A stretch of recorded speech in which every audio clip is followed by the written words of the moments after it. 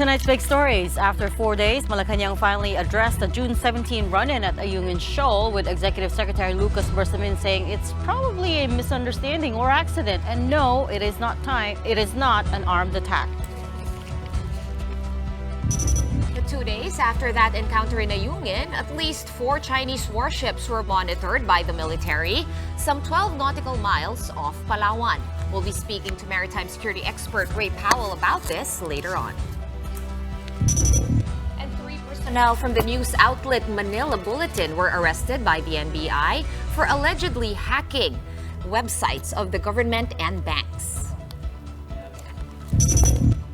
Good evening. Welcome to the show. I'm Regina Lay. And I'm Shawn Yao. Let me just correct what I read in that headline. There was 1 personnel from the Manila Bulletin and 2 others who are not with the Manila Bulletin. I see. For a That's total how they're of 3 being suspects. implicated.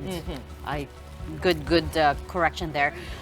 4 days after the most serious encounter between Philippine and Chinese troops at Ayungin Shoal, we finally have official word from Malacanang on the matter. Executive Secretary Lucas Bersamin said that it was probably just a misunderstanding and does not classify as the kind of armed attack that will trigger the Mutual Defense Treaty or MDT with the United States. No.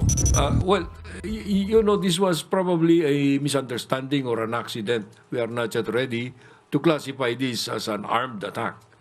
I don't know kung yung mga nakita namin is mga bolo, axe, nothing beyond that. That's not yet in consideration, no? Because I think this is a matter that can easily be resolved very soon by us, and if China wants to work with us, we can work with China. The press briefing this afternoon was called without warning late in the day past 5 p.m. Also answering questions was retired General Andres Centino, who serves as the Presidential Assistant on Maritime Concerns. Centino said they were concerned, which is why the National Maritime Council was convened again today, but said the Mutual Defense Treaty wasn't even considered in the discussions. When asked what President Marcos's demeanor was like when he was first told of the incident, Centino said he was composed. Well, the president has always been composed, and immediately he asked the concerned cabinet secretaries to discuss the matter with him. And that's also the imprimatur why we had this National Maritime Council convened today. So the National Maritime Council has made policy recommendations to the president instead, in light of China's growing aggression, one of which is to continue the resupply missions to Ayungin on a regular basis, but this time to pre-announce them. The Council recognizes a peaceful, stable, and prosperous West Philippine Sea and South China Sea is still a distant reality. As a result of the meeting today, the Council agreed on policy recommendations for the President's consideration.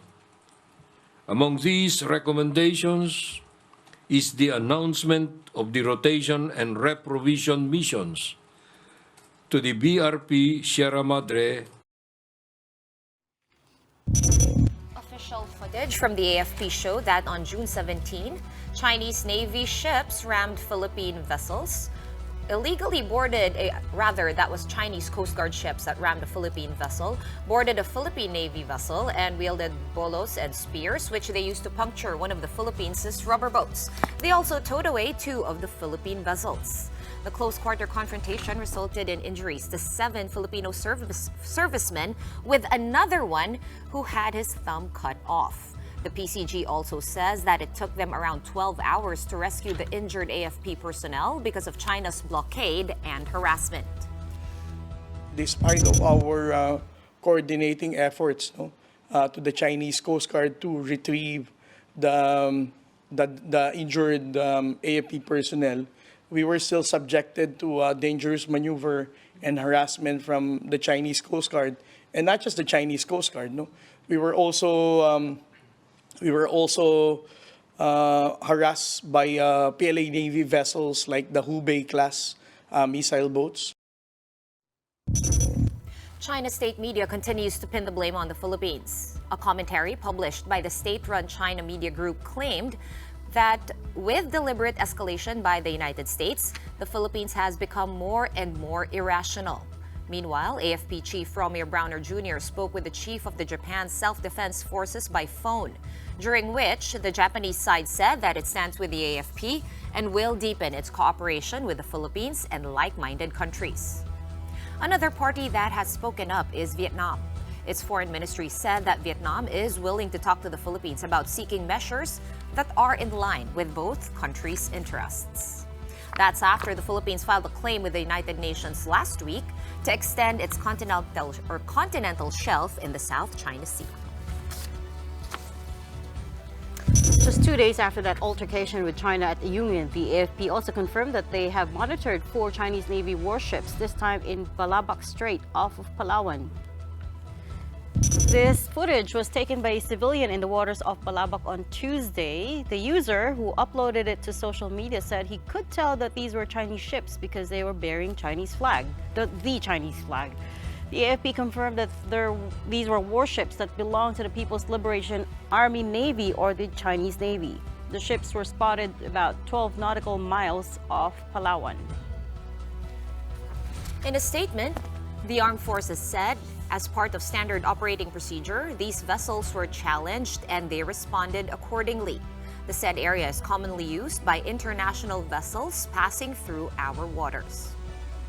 But up north, 2 Chinese Coast Guard vessels were also monitored via satellite by maritime security expert Ray Powell. He says a 135-meter CCG vessel joined a 100-meter ship in operating west of Batanes between Luzon and Taiwan. And just 1 day after the Ayungin incident, Defense Secretary Gibo Teodoro flew to Ulsan in South Korea to inaugurate a new corvette, the BRP Miguel Malvar. Malvar is the first of 2 units acquired by the Philippines under the Navy's Corvette Acquisition Program. To talk more about all this, we have Ray Powell back live in the studio tonight. Ray is the director of SEALA, a maritime transparency initiative of the Gordian Knot Center for National Security Innovation at Stanford University. Hi, Ray. Welcome back. Welcome back. Shawn, how are you? It's been a slow news day, hasn't it? Aren't they all now? They sure are. Listen, let's come at it from what's happened today. Sure. There was a press briefing called late in the day by the executive secretary, and he has given the first official statement on the matter coming from Malacanang, and he says, and I'm going to quote because I don't want to get it wrong, "This was probably a misunderstanding or an accident. We are not yet ready to classify this as an armed attack. I don't know," and this part is Tagalog, but translated loosely, something like, "I don't know, we only saw bolos in an axe, nothing beyond that." What did you make of that? Well, something punctured the rubber boats, right? It was something sharp. So now again, what Malacanang decides to classify this is up to Malacanang, and I'm not here to tell them how to do their business. But I mean, there were certainly arms brandished, and there was certainly enough of an attack so that it resulted in punctures to the boats. So but they can, what they choose to classify it as is up to them. To call it a misunderstanding or an accident, though, does that undermine the situation, or was that just an unfortunate choice of words? Well, Or maybe a choice to de-escalate. Yeah, I think one of the things, I'm sure that there's an impulse to de-escalate, and I understand that. I mean, again, it's easy for me to talk about it as an analyst where I'm not in charge of running a country. But I think it's important to remember when China looks at these situations, they look at them as opportunities to reposition it to their advantage. Correct. And we in the West will often look at it as an opportunity to de-escalate. And oftentimes those two things come together in a very unfortunate way. And I look back to, say, 2012, when we in the West said, and the Philippines, the US said, okay, we need to de-escalate this situation. And China saw the opportunity at Scarborough Shoal and went ahead and took advantage of us. So The impulse to de-escalate from the U.S. side, is that because of a lack of appetite at the moment to trigger the MDT?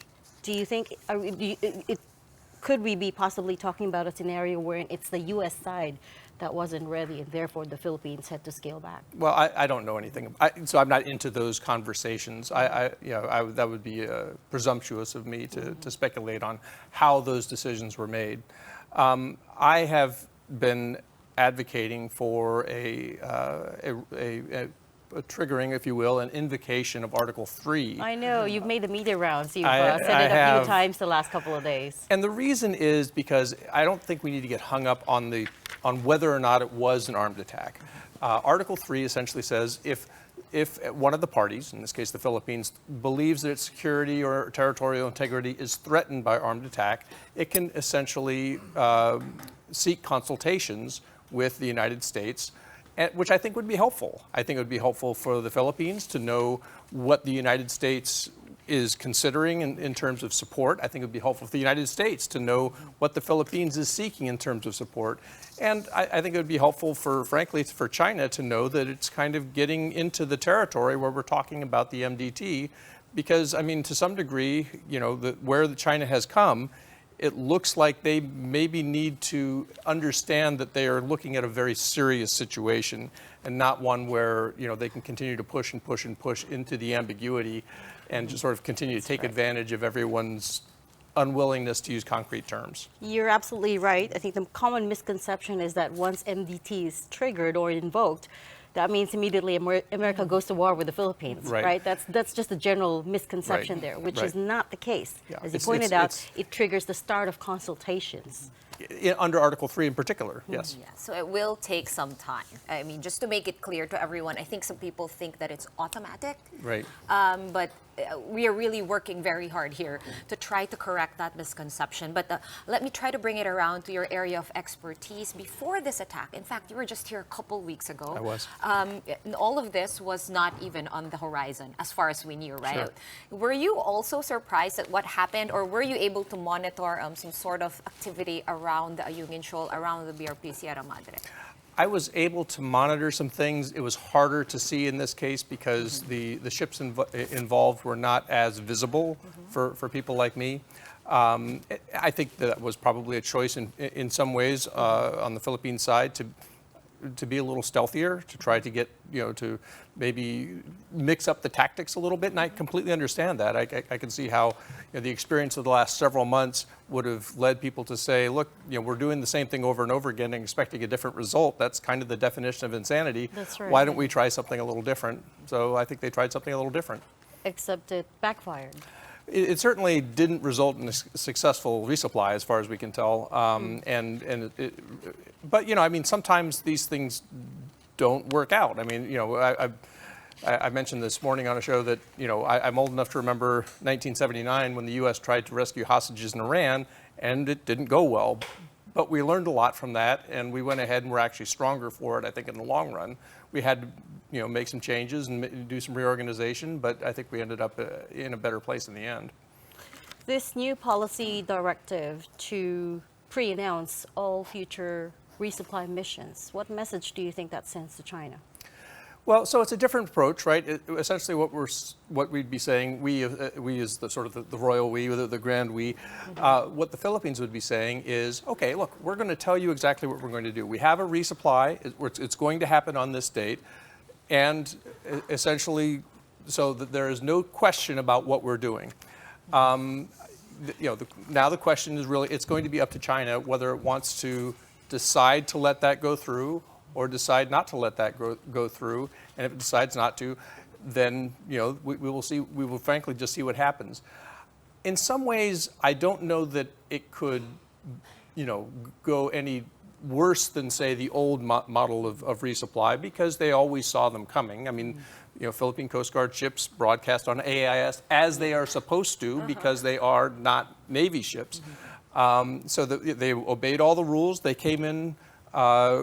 In the full light of day, as it were, and China responded in many cases very negatively. So if China interprets this and says, okay, we accept this, then I guess it'll be fine.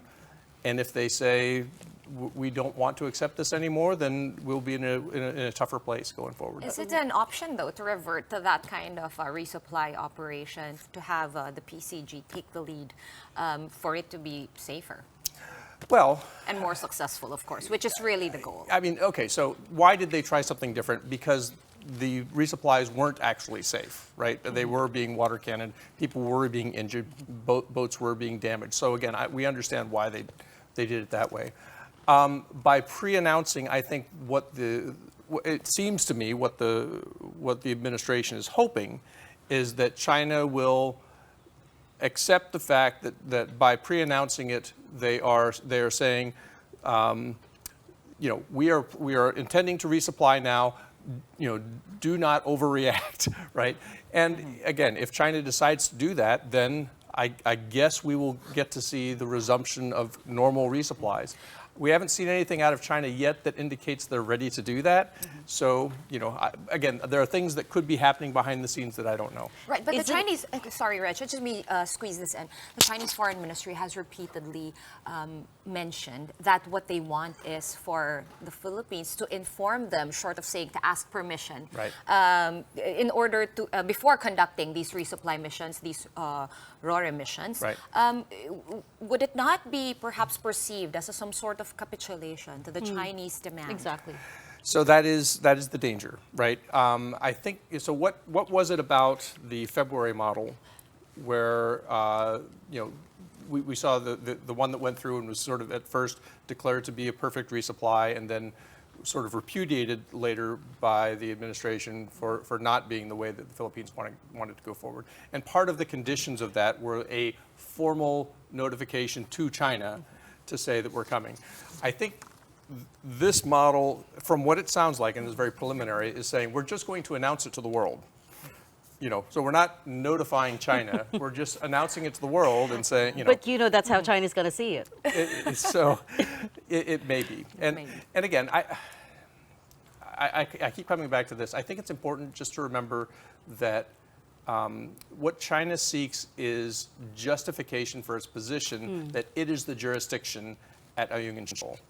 And it wants to sort of send the message that it gets to decide who gets to resupply and who doesn't, under what conditions, and which ships are involved, and whether it gets to inspect those ships. And, it has tightened that blockade from what we saw before. Now, so part of the reason we saw the scene that we saw... Can we call it a blockade now? I do. What you decide to call it is up to you. I call it a blockade because if China is deciding what gets to the outpost and what doesn't get to the outpost, if China is forcibly turning away resupply vessels, to me, I call it a blockade. And one of the reasons I do that is because I think that the world in general, the Philippines specifically, for many years was not sufficiently outraged at what China was doing at Ayungin Shoal. It really is. You're saying it's too late? Well, I think that we woke up late. And there's nowhere else in the world where something like this is going on in peacetime, right? Can you name a single place in the world where one country is blockading another country's outpost in peacetime and nobody's saying anything about it? Well, they're trying to kick up some noise now, but you're right. By any measure, this wasn't a successful mission. They weren't able to get past China's blockade, as you called it. They weren't even able to deliver the supplies, and they were right there. They were anchored right next to the Sierra Madre. This puts the Philippines clearly in a position of weakness, right? As you come into the negotiating table, what other options are left there? So this is why I talk about Article 3. This is why I talk about the Philippines' leverage and where can the Philippines find leverage. And so I've been advocating for an appeal or an invocation of Article 3 simply to add to the Philippines' leverage. The Philippines clearly is militarily not as strong as China by a good margin. So, and China, when it looks at the Philippines, is looking at somebody that it can bully around, somebody that can push around.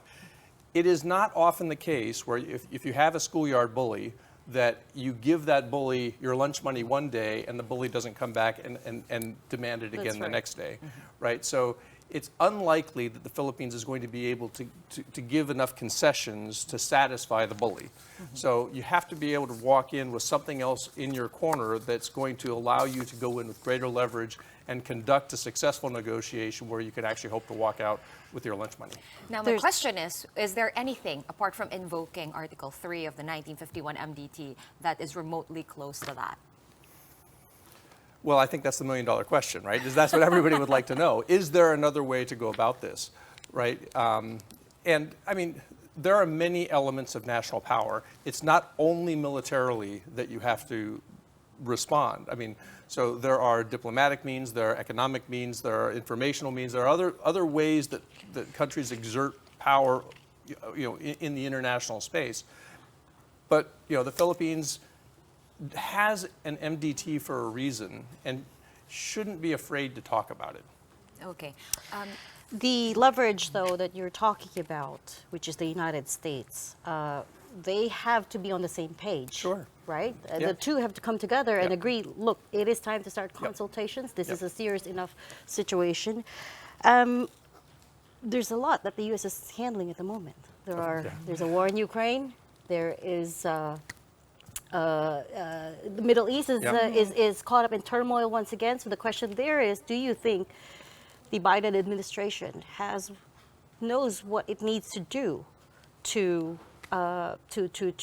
deter aggressors, right? So Yep. alliance building has generally been its answer, and it's embraced Europe. It's drawn closer to Europe, but that hasn't stopped Russia, and that hasn't stopped conflict from the Middle East from breaking out. So the short question is, are they really, is the No. United States really as big a leverage as you think it is? Well, I mean, so there's no magic wand, there's no silver bullet. You can't wave the MDT wand and say, make it all go away. The United States has said repeatedly that the Pacific is its priority theater and that China is its pacing threat. And so, and some of the things that you've seen in the discussion about, in the internal debate in the United States about whether or not it should, extend support to Ukraine or these kinds of things, some of those things come up against the question of, does the United States have enough capacity to be everywhere in the world? But the thing that tends to unite Americans across the partisan divide is China really is a serious threat, and we need to be serious about dealing with China. So I think, and by the way, the Philippines has done a lot of work through its transparency to arresting the attention of Americans. And so this is a good time to have this discussion. You don't think that might change if Biden doesn't win in November? I mean, in Trump 1.0, we saw that he was more insular, right? He was more focused on domestic issues rather than international affairs. But in Trump 1.0, we also saw probably a significant realignment of U.S. thinking on China, kind of coming out of our long delusion about that China would somehow come over to our side with just a little more capitalism, just a little more coaxing. And we saw the rewriting of our national security documents to say, hey, we are actually in a competition with China. So, I mean, I think that it's not as simple as saying, I think we're probably going to continue to hear, say, if there is a second President Trump, there will certainly be a concern about other countries sort of paying for their own defense and those kinds of things. And maybe, the rhetoric won't be as encouraging on certain things. But I think the seriousness about China, I think will actually remain. And I think actually we've seen a great continuity on that topic from the Trump to the Biden administration. All right. A lot of pundits are also raising the similarity of this incident to the Galway incident, the Galway skirmishes at the Himalayan border that is disputed by India and China. What lessons can we take, and what important things from that conflict can we take away? I mean, considering that India, they manufacture their own missiles, they manufacture their own arms, and we don't do any of that. Our defense capacity is much, much less. Sure. Well, so I think the parallel is obviously sort of the brandishing of what would almost seem to be primitive weapons, so that you don't end up drawing a gun and shooting at someone. And somehow that keeping things below that level of what we tend to talk about as armed conflict. So it's hard to escape the analogy, It's all very right? gray. Yeah. What's that? It's in such a gray spot. Gray area. We don't even know if it's still gray or it's inching more towards the is there a black zone? The black and white, yeah. Yeah. So, no, I mean, the thing about when we talk about China as being a gray zone operator, China thrives in the opacity and the sort of grayness because it feels like it can keep pushing because everyone is waiting for to bring in another color, the red line, Yes, right? correct. And the problem with talking about red lines is the gray zone operator says, oh great, I have the ability to push all the way up until I hit that red line, and maybe even a little fuzziness around the edges of the red line. So, I mean, I think what you see at the China-India border is, both sides are sort of trying to stay away from drawing a weapon, so but they're still using weapons. So, maybe to some extent that's what we saw at Ayungin Shoal on Monday. Both sides, of course, don't want to go into open conflict, and I think that is actually a little bit encouraging, right? In the end, China actually doesn't want a war. The Philippines doesn't want a war. The United States doesn't want a war. And in the end, countries that don't want to go to war generally don't go to war. I'm going to go to bed thinking about that statement of yours, eh? Okay, well, good. Yeah, but again, the Hopefully you point sleep soundly. the point is that it's not binary. It's not war or nothing. Right. It's not a zero-sum game. There Yep. has to be shades of gray beneath that, right? So, what are those options? Well, so again, what's important is to start with the understanding that because China doesn't want to go to war, but it does want to win, it's going to continue to try to push as far as it can in that gray zone to get as much as it can without going to war. So now what it will do is it will sound like the Philippines is risking war because it wants to win. You've seen this in Taiwan, right? China doesn't want to invade Taiwan. That would be a catastrophic event. Hundreds of thousands of people could die, right? So it doesn't want that. What it wants is for Taiwan to capitulate. And so it wants to do everything it can to convince Taiwan that its best move to get peace and stability is just sort of to hand over the keys to Beijing. It is doing something similar in the West Philippine Sea. Do you believe that at the core of it, Beijing believes that if it applies enough pressure on the Philippines, that the Philippines will capitulate? I think that's exactly what Beijing believes. Okay, I wanted to talk to you again, bringing it back to the whole transparency thing that was our tactic before.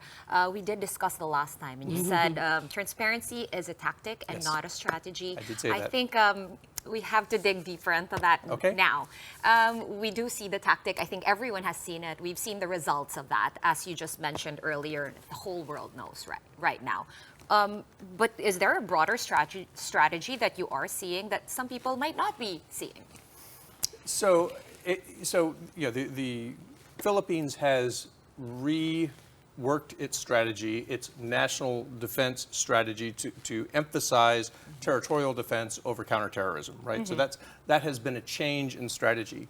How it's going to deal as a national matter with China in the West Philippine Sea, I think frankly, I still think they're working through that, which to some degree is understandable, right? This is still kind of a new emphasis. So there's still work to be done on deciding on a strategy. We saw General Santino here. He's still pretty new in his job, working on a maritime strategy. But we are seeing things that are happening as part of a broader strategy, an emphasis on, for example, fully funding maritime security, new Coast Guard vessels, those kinds of things. So I think that the strategies tend to come together. It's not like a bunch of smart people sit in a corner and write the strategy and then everybody sort of comes. Oftentimes they come together by activity, and so I think we're starting to see a building resilience in the Philippines around territorial defense. How that is enunciated as a strategy, I think remains to be seen. I think we need to ask Ray one quick question, because we did promise our viewers that we would ask it. The 2 ships up there by Batanes, and then the 4 ships at the AFP. Before you answer that, let me close out the transparency question, because yes, I'm glad you brought it up. We left that theme on a cliffhanger last time, and I did promise you a bit of a debate on it.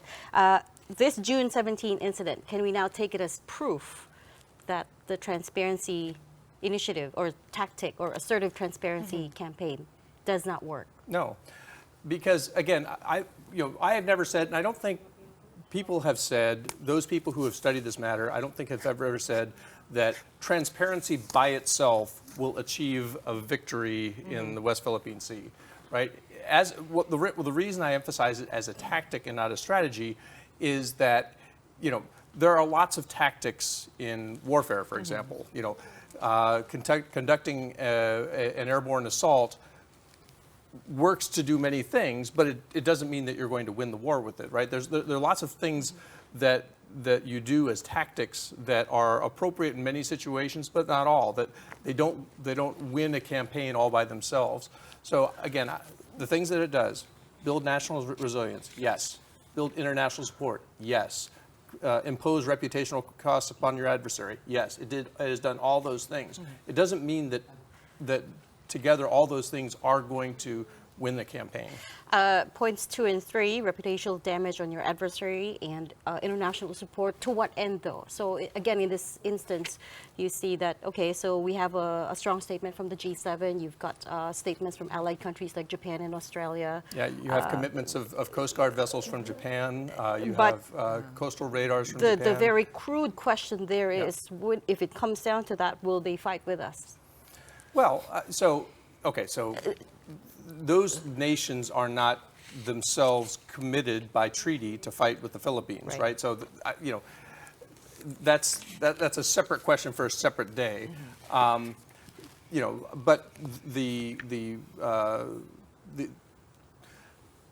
the commitment of resources to help the Philippines build up its military, to build up its Coast Guard, to build up its maritime defenses is real and will have real benefits down the road. Now, it doesn't happen immediately. You can't build a ship in an afternoon, but it will be actual. You will actually be able to look at it and say, this is an actual benefit. Right. So it's the support for the assets, for the resources. Right. And then coming back to Sean's question about the warships. 2 ships in Batanes. I think we're pretty clear on the 4. What happened with the 4? The AFP's pretty much closed the loop on that. They said they're just sailing by normally, innocent passage. What about the 2 ships in Batanes, rather long ships too, 100 meter and 135? Yeah, so I'm not used to seeing them up there. The fact that they went up there was interesting to me. And the last I saw, they were sort of moving down toward the southwest in the general direction of Scarborough Shoal. I've seen actually quite a bit of China Coast Guard activity throughout the West Philippine Sea in the last 48 hours or so. So my best guess is that China is sending messages, letting the Philippines know that it is powerful and that it sort of demands attention. Posturing. Yeah. Sending strong message. Flexing. Pushing the envelope bit by bit to see how far they could take it. And I think flexing is a good word in for today's social media parlance. They're flexing. Okay, we shall have to leave that there for tonight. We've clearly run out of time. Thank you so much for joining us once again, maritime security expert Ray Powell. Thanks. Pausing for a really quick break. Right after that, the NBI is now investigating the alleged involvement of the Manila Bulletin's tech editor in the hacking of several government websites. More on that when we return. Keep it here.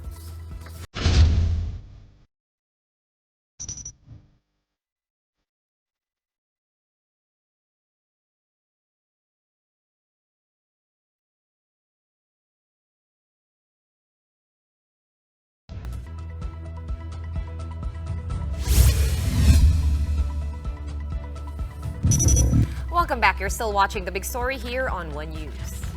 The NBI's Cybercrime Division has arrested 3 individuals for allegedly hacking private and government websites. One of those arrested is supposedly connected to the media outlet, the Manila Bulletin, but the paper has assured their, quote, utmost fidelity to the law. Elaine Fulgencio with that big story. These men were caught off guard when they were surrounded by agents of the NBI Cybercrime Division during a cyber hot pursuit operation at a hotel in Manila last Wednesday. Among those arrested were a graduating student, a cybersecurity researcher from a company in Taguig, and a data officer from the Manila Bulletin. According to the NBI, the three were involved in numerous hacking incidents targeting various government agencies, the military, banks, and several private companies. The NBI has been monitoring the suspects since 2016. They were former members of global security hackers and transferred to the local hacking group Pinoy Luzek in 2019. Base sa kanilang statement, yung ating Armed Forces of the Philippines, yung Philippine Army na-exploit daw nila, allegedly, yung Philippine Navy nakasama, even the National Security Council. In addition to hacking for profit, one of the hackers known as alias Kangkong also described his work at the Manila Bulletin. He said he entered as a security data officer at the newspaper after being recruited by the well-known tech editor Art Samaniego, senior technology officer of the Manila Bulletin Publishing Corporation. He said they have known each other for a long time. Yes, that would be Mr. Art Samaniego. Actually, nakilala ko si Sir Art during my LOLSEC, Pinoy LOLSEC days. So, I will send him details of my exploit, kung paano ko ginawa yung exploit, show him what we call the POC or proof of concept para mapatunayan ako mismo yung nag-hack and may hacking na nangyari. According to the NBI investigation, it appears that Samaniego allegedly recruited the suspect to hack websites that would be used for his articles. Among the hack sites by alias Kangkong was the One Sambayan app. One Sambayan, yung coalition po, meron po silang mobile app. Nag-ask siya sa akin kung pwede ko i-check. Check means look for vulnerability, yung application. Bawat incident o cyber incident, itong editor na to, siya yung naunang mag-post ng article about the hacking incident. Lagi siya, nakita namin yung pattern doon. At according din sa ating hacker, nung hinak nila yung Armed Forces of the Philippines and National Security Council, that was the directive ng editor na yon. News 5 attempted to get a statement from Samaniego regarding the matter. He denied the allegations. The Manila Bulletin also insisted that they and their employees follow the law. However, the NBI is determined to summon the tech editor for investigation. Through subpoena po muna, signed by our director, para mabigyan natin ng chance yung kanyang side naman kung ano yung masasabi niya sa mga allegations na to. From there, magpo-proceed kami sa filing ng kaso. It's a direct filing process next. Authorities admitted that the three hackers they caught are very skilled. They managed to access even some military agencies and banks. They also had plans to sell the data they obtained on the dark web. The AFP, meanwhile, is also ready to help with the investigation. They are prepared to provide intelligence and other advanced technological measures to combat hackers. Reporting for News 5, Elaine Fulgencio, We Are One News. A human trafficking case has been filed against Bamban Mayor Alice Guo and 3 others over their alleged ties to illegal POGOs. Camille Samote has the details.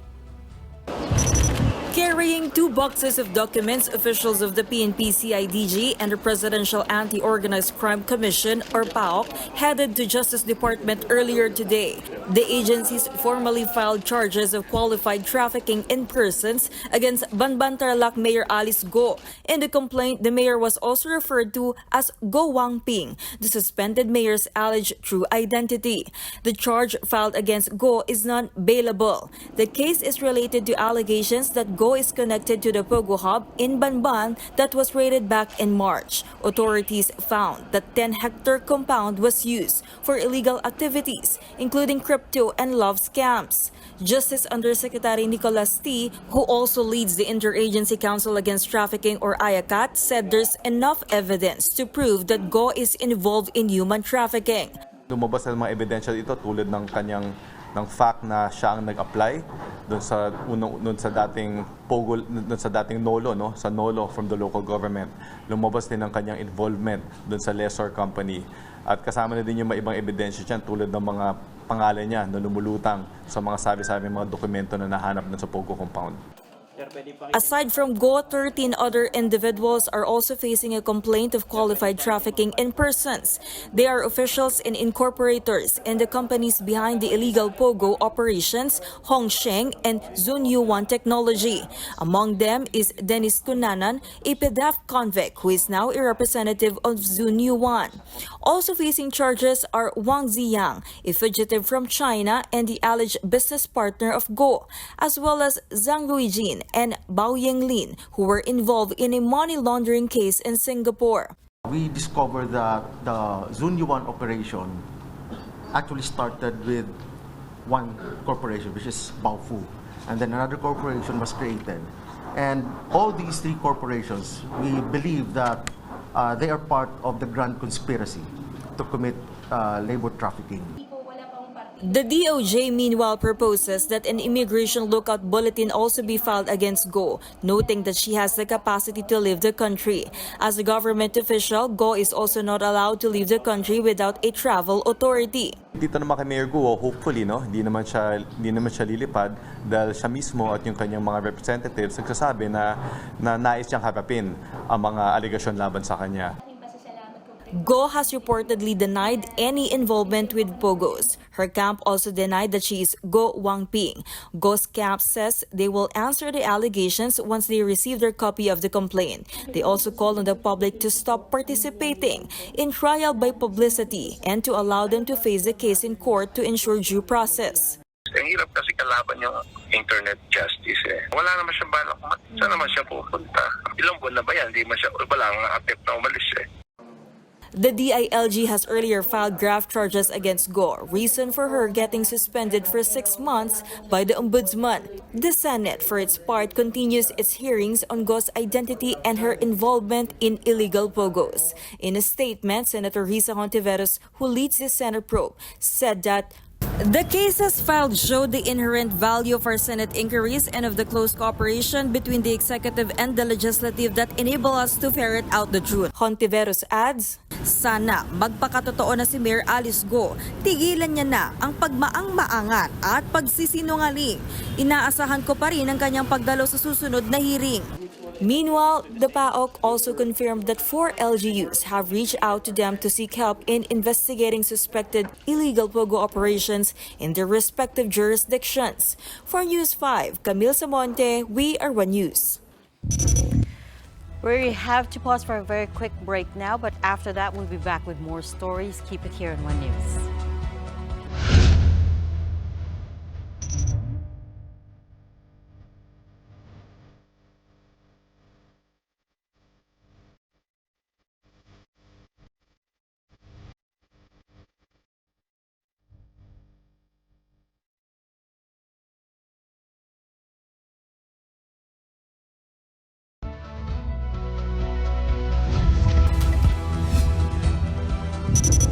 Welcome back. You are still on the big story here in One News.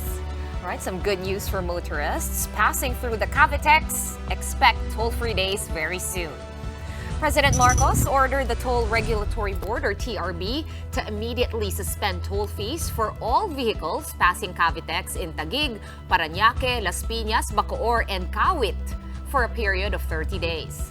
The president led the groundbreaking of the Cavitex-Calax link and the Cavitex C5 link segment 3B, as well as the inauguration of the Cavitex C5 link Sucat interchange segment 2.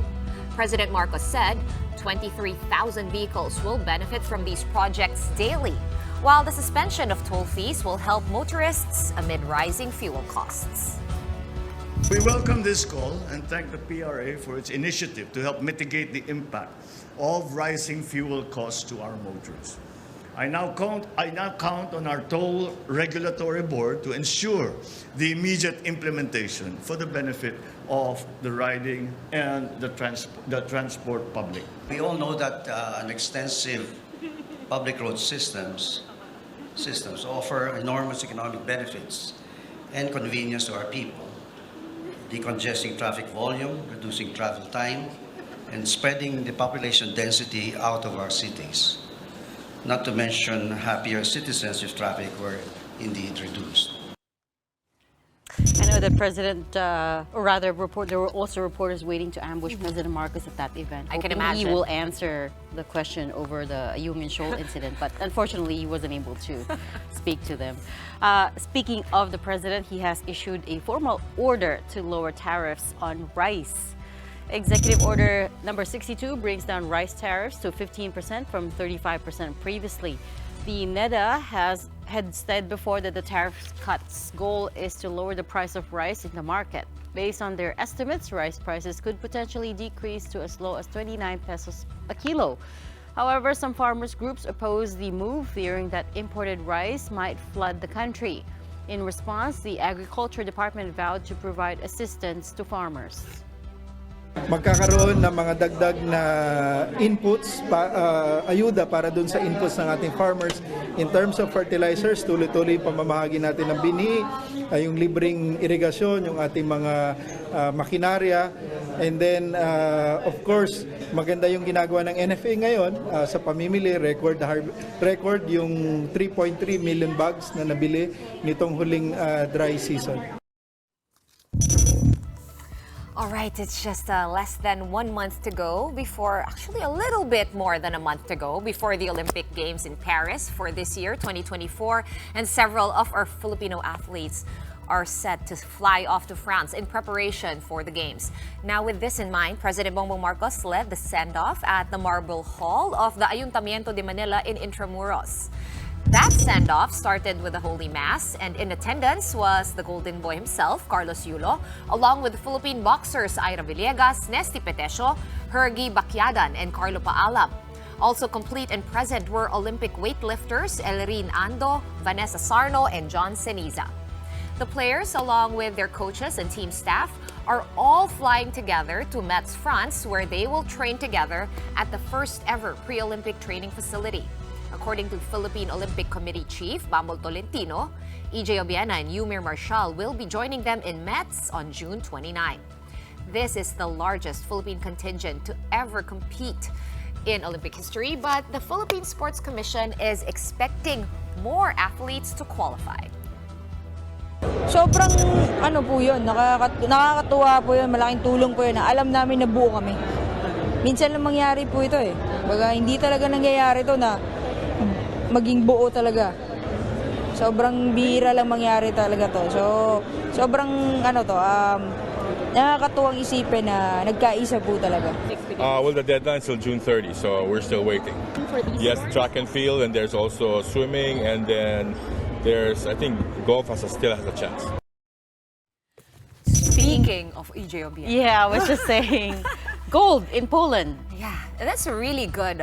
With just like, what, 5 weeks before the opening of the Olympics? He's got a bit of momentum, and I heard it was a personal best, 5.97? 97 meters.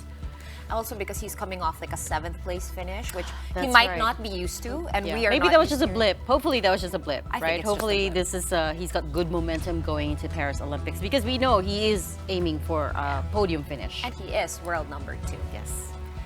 All right, on that good note, that's it for the big story tonight, and for the week, we are One News, all sides, all the time. Reminds me that yesterday I said have a great weekend. I thought yesterday was Friday. No, today is Friday. I'm sorry.